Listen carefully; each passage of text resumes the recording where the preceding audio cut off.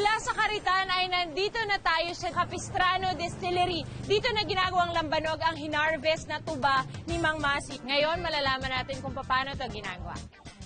Hi, Miss Maylene. Hello, ma'am. Ako po si Bettina. Yes, ma'am. Welcome po. Salamat po. Ito po yung hinarvest na tuba ni Mang Masi sa Caritan. Yes po, tama At po. nandito po tayo ngayon para gawin na itong alak. Tama po.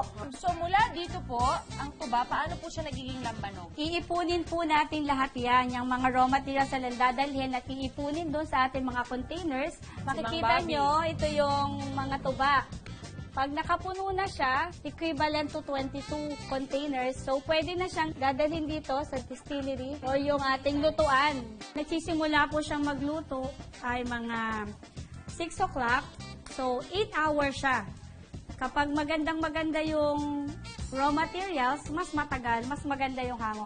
Kailangan lang ma-maintain yung 100 degrees yung ating para talagang kitang-kita mo, pure and crystal yung lumalabas dito sa ating output. Yung special po namin, nagpuproduce kami ng 90% proof or it means 45% alcohol. Lubiliyab pa yan. So, tingnan po natin dito sa ating lutuan.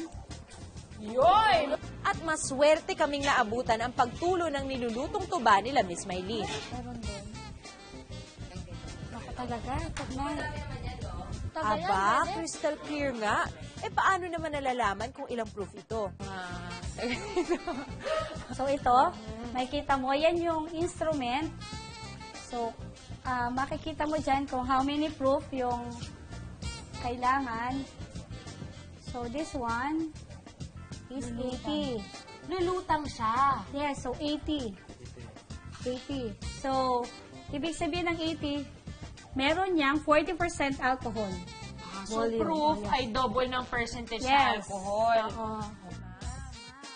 Pagkatapos maluto ang tuba at isang ganap na nalambanog, syempre, kailangan itong ibote. Ipinakita rin sa akin ni Miss Maylene ang iba't ibang packaging ng lambanog nila. Ma'am, ito yung mga iba-ibang flavors natin, no? Meron tayong grapes, prunes, coconut, pineapple, bubblegum, at saka yung liputin. Ma'am, Pa. tagay muna tayo. Hindi pwede umalis ng keso ng lambanog. Oo, Ganun, na hindi walang umiinom. tagay po. Oh, tagay tayo, ma'am. Tagay! Sa una ka lang pala mabibigla sa lasa ng lambanog. Kaya naman napag-go akong sumubok ng iba pang flavors. Thank you, ma'am. Maraming salamat po Thank sa you pagpapainom din. sa akin. Ayan, ayan. Naligayahan po ang katawang tao ko.